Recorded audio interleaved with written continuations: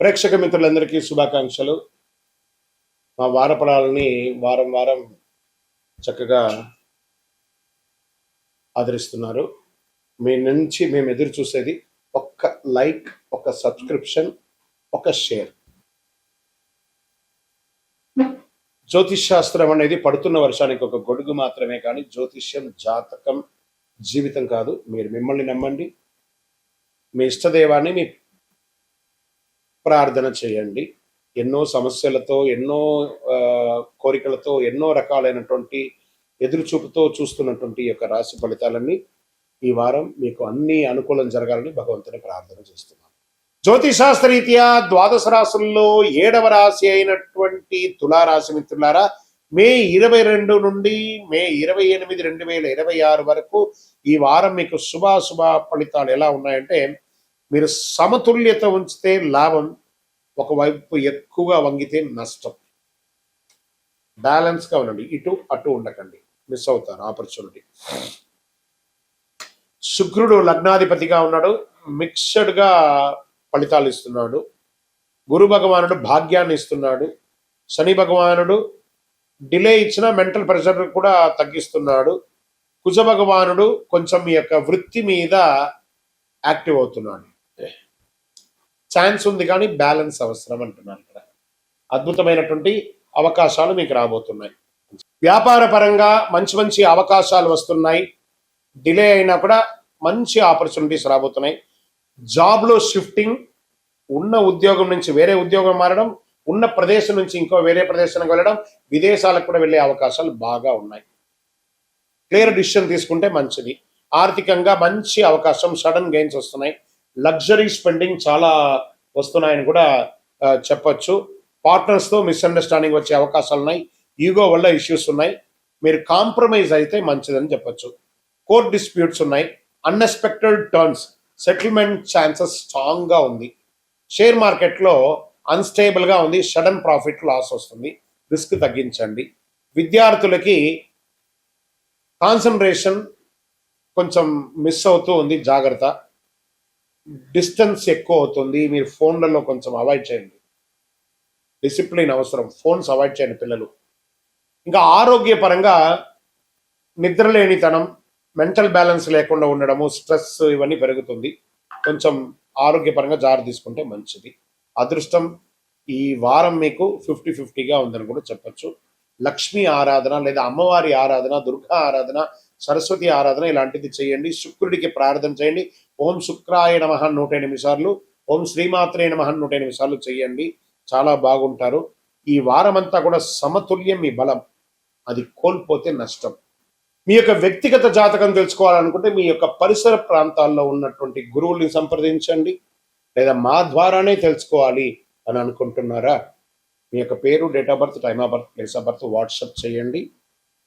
ఇంకనూ అతి శక్తివంతమైనటువంటి కరుంగాళి మాల కావాలనుకున్న వాళ్ళు మీ యొక్క పేరు, date of birth, time of birth, place of బర్త్తో పాటు మీ వివరాలన్నీ కూడా పెట్టండి. తప్పకుండా మీకు కరుంగాళి మాలను అందించే ప్రయత్నం చేస్తాం. రానున్న జూన్ 2వ తారీఖున గురు పెయర్చి అంటారు, అంటే గురు అతిసారం. గురు ఎప్పుడైతే స్థానం మారుతాడో వాళ్ళ జీవితాలే మారుతాయి అంటారు. అలాంటి అద్భుతమైనటువంటి ఒక మహా అద్భుతం 2026 జూన్ 2వ తారీఖున గురువు మిథున రాశి నుంచి కర్కాటక రాశికి రాబోతున్నారు. ఈ రోజుని పండుగలాగా జరుపుకోవాల్సినటువంటి ఒక సమయం. అందరూ ప్రజలంతా కూడా సుఖ సంతోషాలతో ఫలితాలు కలిగే ఒక అద్భుతమైనటువంటి నిజం అన్నమాట ఈ యొక్క అతిసారం. కారణం ఏమంటే, ఈ సంవత్సరం గురువే కర్కాటక రాశిని శాసించేవారుగాను ఉచ్చ స్థితిని పొందుతున్నారు కర్కాటక రాశిలో. సరే, ఉచ్చ స్థితి పొందినటువంటి గురువు ఏం చేస్తాడు? సాధారణంగానే గురువు వచ్చాడంటే, గురుబలం వచ్చిందంటే మంచి జరుగుతుందని ఒక పేరుంది. ఇక ప్రత్యేకించి ఉచ్చ స్థితి పొందినటువంటి గురువు ఏం చేస్తాడు? అందులో గురు భగవానికి చాలా ఇష్టమైనటువంటి ఇల్లు కర్కాటక రాశి. అందుకే గురు చంద్రయోగం, చంద్రుని యొక్క ఇల్లు. గురుచంద్ర యోగం ఏర్పడబోతుంది. ఈ సంవత్సరంలో ఎన్నో యోగాలు రావడానికి సిద్ధంగా ఉన్నాయి. Get ready. ప్రతి రాశిలోనూ గురు భగవానుడు ఆయన చక్రం తిప్పబోతున్నాడు. Get ready. రాశి ప్రకారం ఎవరు పాప ఫలితాల నుంచి బయటపడబోతున్నారు, ఎవరు యోగాన్ని పొందబోతున్నారంటే, వివాహం కాని వారికి వివాహం, పిల్లలు లేని వారికి పిల్లలు. గురు పేర్చండి మన ఇంట్లో జరిగే ఒక పెద్ద శుభకార్యం లాంటిది అనమాట. 12 రాసుల వారంతా ఈ గురు పేర్చలో ఎప్పుడు వస్తుందా అని ఎదురు చూస్తూ ఉన్నటువంటి సమయం. గురు పేర్చి అనేది గురు అతిసారం స్థానం మారే యొక్క అద్భుతమైనటువంటిది. 12 రాసుల వారంతా కూడా ఈ జ్యోతిష్ శాస్త్రంలో గురుబలం ఎప్పుడు వస్తుంది అయ్యా, మా అమ్మాయికి పెళ్లి చేయాలి, గురుబలం ఎప్పుడు వస్తుందండి, మా కుటుంబంలో సంతాన యోగం కావాలి, గురుబలం ఎప్పుడు వస్తుందండి, వ్యాపార ఉద్యోగం బాగుండాలి అని అడుగుతూ ఉంటారు ప్రతి ఒక్కళ్ళు కూడా. జ్యోతిష్ శాస్త్రంలో వచ్చేసింది ఆ సమయం. అదే ప్రశ్న అందరికి ఎప్పుడు వస్తుంది. గురు కటాక్షం ఉంటేనే పెళ్లి, సంతానం, ఇంట్లో జరిగే అన్ని శుభ కార్యక్రమాలు జరుగుతాయి. గురు భగవానుడు ఏం చేస్తారంటే ప్రతి సంవత్సరం ఒక రాశిలో ఒక సంవత్సరాన్ని గడుపుతాడు. 1 సంవత్సర కాలం గడుపుతాడు ఒక్కొక్క రాశిలోనూ. గురు భగవానుడు ఈ సంవత్సరం మిథున రాశి నుండి కర్కాటక రాశికి జూన్ 2వ తారీఖున వచ్చి 1 సంవత్సర కాలం అక్కడే ఉండి ఉచ్చ స్థితిని పొందుతాడు. ఎప్పుడు 3 దివ్య దృష్టిలు ఉంటాయి. ఎప్పుడు కూడా గురువుకి 3 దివ్య దృష్టిలు ఉంటాయి. గురు విషయానికి వస్తే ప్రత్యేకంగా చెప్పాలంటే మకర యాళి, కర్కాటక యాళి అని అంటారు. ఈ మకర యాళి అంటే వేదాలను దాచిపెట్టినటువంటి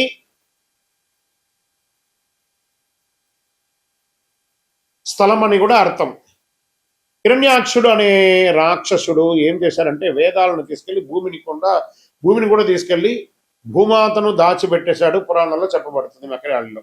ఆ వేదాలను దాచిన స్థలాన్ని మకరయాళి అని, వేదాలను వెలుగులోకి తీసుకొచ్చినటువంటి దాన్ని కర్కాటక యాళి అని అంటారు. అదే కర్కాటక రాశి. అందులోనే గురు భగవానుడు ఇప్పుడు రాబోతున్నాడు. అంటే ఏదైతే నష్టం ఉందో దాన్ని బయటకు తీసుకొచ్చేది ఎవరైనా ఉన్నారంటే అది కర్కాటక రాశి. ఆ కర్కాటక రాశిలోని గురు భగవానుడు రాబోతున్నాడు. అలాంటి కర్కాటక రాశి గురువు ఉచ్చస్థితి పొందినప్పుడు ఏమవుతుందంటే, జ్యోతిష్ శాస్త్రంలో ఉచ్చస్థితి పొందడం కూడా ఇదే మొదటిసారి కర్కాటకంలో. అది చంద్రుని ఇల్లు. దాన్ని గురుచంద్రయోగం కూడా అంటారు. దీంట్లో 5వ దృష్టి వృశ్చిక రాశిని చూస్తున్నాడు. ఇక్కడ చెప్తున్నాడు మళ్ళీ, నా హృదయంలో ఎడమ వైపు ఉన్నటువంటి వృశ్చిక రాశి మిత్రులారా, దిస్ ఈస్ ఫార్ యూ. 5లో గురువు వచ్చాడంటే ఇంకా యోగమే. యోగం అంటే యోగమే. ఇదేంది గురుగారు మీరు ఏమో వృశ్చిక రాశికి చాలా బాగుంది అంటారు, మరి మాకేం కనబడట్లేదు. ప్రయత్నం చేయండి. జూన్ 2 తర్వాత చూడండి, పట్టిందల్లా బంగారం. జాక్పాట్. ఈ ప్రపంచంలో ఎవరైనా వృశ్చిక రాశి వాళ్ళు ఉన్నారంటే వాళ్ళు నా దగ్గర జాతకం చెప్పించుకోవాలి. అంత యోగం జరగబోతుంది. 5లో గురువు మీ జీవితంలో ఒక్కసారి వస్తున్నాడు. ఇక్కడ ఆయనకు 3 చూపులు ఉన్నాయి. 5, 7, 9. 5వది యోగ దృష్టి, 7వది కళత్ర దృష్టి, 9వది భాగ్య దృష్టి అంటారు. ఇప్పుడు గురువు 5వ స్థానంలో వృశ్చిక రాశిని చూడగా అది కుజుని రాశి కాబట్టి కుజునిపై గురువు దృష్టి పడినప్పుడు దానికి గురుమంగళ యోగం. వృశ్చిక రాశికి ఏమొస్తుంది? గురుమంగళ యోగం అనే ఒక యోగం కూడా రాబోతుంది. ఓకే, ఈ సంవత్సరం ఆశ్వీజ మాసంలో కుజుడు కర్కాటకంలో నీచ స్థితిని పొందుతున్నాడు. కుజుడు నీచ స్థితిని పొందినప్పుడు ఉచ్చ స్థితిలో ఉన్న గురువు అక్కడే ఉంటాడు కాబట్టి ఇద్దరి కలయిక వల్ల నీచ భంగ రాజ యోగం అవుతుంది. ఇది ఈ సంవత్సరంలోనే జరుగుతుంది. అదే గురువు మంగళ యోగంగా ఏర్పడుతుంది. తర్వాత గురువు మకర రాశిని చూస్తున్నాడు. మకర రాశికి యోగం. ఆయన మకరాన్ని చూడడం అంతా శుభం పరిగణించకపోయినా మకర రాశికి రాహు భగవానుడు డిసెంబర్ 6వ తేదీన వస్తున్నాడు. అప్పుడు గురువు ఆ మకరంలో ఉన్న రాహును చూస్తాడు కాబట్టి ఏమవుతుందంటే గురు చండాల యోగం అంటున్నారు. ఖచ్చితంగా నోట్ చేసుకోండి అందరు కూడాను. పేపర్ పెన్ నోట్ చేసుకోండి. నా యొక్క వీడియో ఫుల్ ఎవిడెన్స్ విత్ ప్రూఫ్తో నేను మీకు ఇస్తున్నాను. గుర్తుపెట్టుకోండి, ఇది చాలా అద్భుతంగా ప్రిడిక్ట్ చేసి ఇవ్వబడింది. నోట్ చేసుకోండి. ఇప్పుడు ఈ రాశి యొక్క 12 రాసుల్లో కొంతమందికి గురు చంద్రయోగం, గురు మంగళ యోగం, గురు చండాల యోగం అంత అద్భుతంగా ఉండబోతుంది. తర్వాత ఇదే గురువు శనిని చూడడం ఇదే మొదటిసారి. శని భగవాన్ని చూస్తున్నాడు. శని తన పనిని తాను చేసుకోబోతున్నాడు. కష్టాలు పెట్టడం శని పని, మంచి చేయడమేమో గురు పని. మంచి చేసే గురువు కష్టాలు పెట్టే ఆ శనిని మొదటిసారిగా చూస్తున్నాడు. ఎవరికి ఏం చేయొద్దయా శని భగవానుడా, పోని పాపం అందరూ బాగుండాలయ్యా, ఈ ఒక్క సంవత్సరం వాళ్ళందరికీ కొంచెం కష్టాల నుంచి కొంచెం కడతీర్చు అని గురు భగవానుడు శని భగవానుడికి రికమెండ్ చేస్తున్నాడట. ఇందరికి ఈసారి మన ఇద్దరం కలిపి అందరికి మంచి చేసి వెళ్ళిపోద్దాం అని గురు భగవానుడు శని భగవానుడికి రికమెండ్ చేసి ఒక అద్భుతం, ఒక భావంలోకి వచ్చినట్టుంది కదా ఇది. గురు భగవానుడు శనిని చూడగానే ఏమవుతుందంటే శని తన విషపూరితమైనటువంటి దృష్టిని తగ్గించుకుంటారు. నాకు శని పట్టింది, ఏళ్ళనాడు శని పట్టింది, అర్ధాష్టమ శని పట్టింది, అష్టమ శని పట్టింది, కంఠ శని పట్టింది, జన్మ శని పట్టింది, పాద శని పట్టింది ఎప్పుడు భయపడుతూ ఉంటారు కదా. గురువు యొక్క చూపు శని మీద పడగానే ఆ వీక్షణ కాస్త తగ్గుతుంది. గురు భగవానుడు శనిని చూడడం ఏమవుతుందంటే తన విషపూరితమైన దృష్టి తగ్గించుకుంటాడో అవన్నీ అద్భుతాలు ఈ సంవత్సరంలో జరగబోతున్నాయి. అది అన్నిటికంటే ఇంకా గొప్ప విషయం ఏమిటంటే,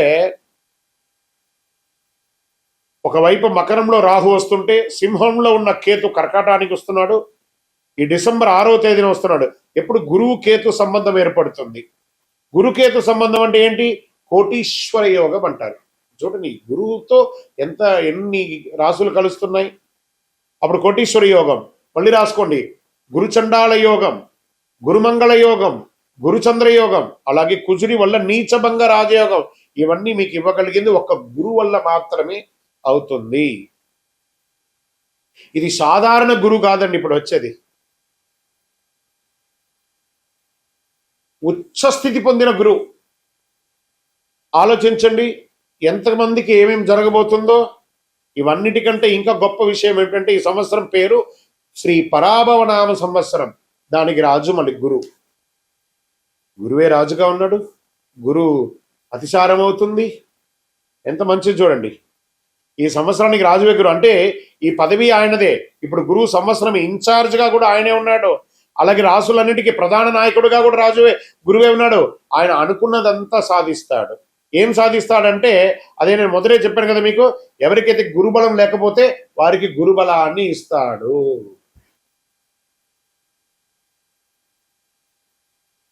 పెళ్లి సంతానం ఆగిపోయి ఉంటుంది కదా, ఉద్యోగాలు ఆగిపోయి ఉంటుంది కదా, వాటి అన్నింటినీ కూడా క్లియర్ చేస్తాడు. బంగారు వర్షం లాగా కురిపిస్తాడండి. ఇది ఎలా ఉంటుందంటే మేషరాశి వారికి ఏళ్ళనాడు శని ఉంది, కుంభరాశి వారికి కుంభరాశి వారికి ఏళ్ళనాడు శని, మీనరాశి వారికి ఏళ్ళనాడు శని, సింహరాశి వారికి అష్టమ శని, ధనుసు రాశి వారికి అర్ధాష్టమ శని. ఒక శుభవార్త రాసుకోండి. ఈ శని మీద బాధపడుతున్న వాళ్ళకి అందరికి శుభవార్త.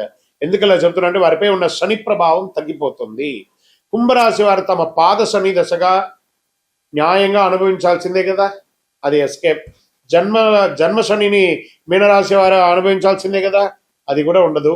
కానీ గురు దృష్టి పడితే అది క్లియర్ అయ్యి వారికి దాదాపు రానున్న 2.5 సంవత్సరాలు ఉపశమనం అని చెప్పచ్చు. ఇది ఎంత అద్భుతం. అర్ధాష్టమ శని ఉన్నటువంటి సింహానికి, అష్టమ శని ఉన్న సింహానికి, అర్ధాష్టమ శని ఉన్నటువంటి ధనుసుకి, మేష ఇక్కడ లాభపడే వాళ్ళు, ఇబ్బందిగా ఉన్న వాళ్ళు కూడా లాభపడే రాశులు ఏమన్నంటే మేషరాశి, సింహరాశి, తర్వాత ధనుసు రాశి, దాని తర్వాత మకర రాశి, కుంభరాశి, మీనరాశి. వీళ్ళందరూ కూడా శనితో కొంచెం ఇబ్బంది ఉన్నారు కదా, అన్ని కూడా క్లియర్ అయిపోతుంది. ఆయన ఏం చేస్తున్నారు, మీరు శనిలో ఉన్నా కూడా మీకు నా వల్ల మీకు ఉపశమనం, నేను శనితో రికమెండ్ చేయించాను అన్నట్టుగా ఇస్తున్నాడు.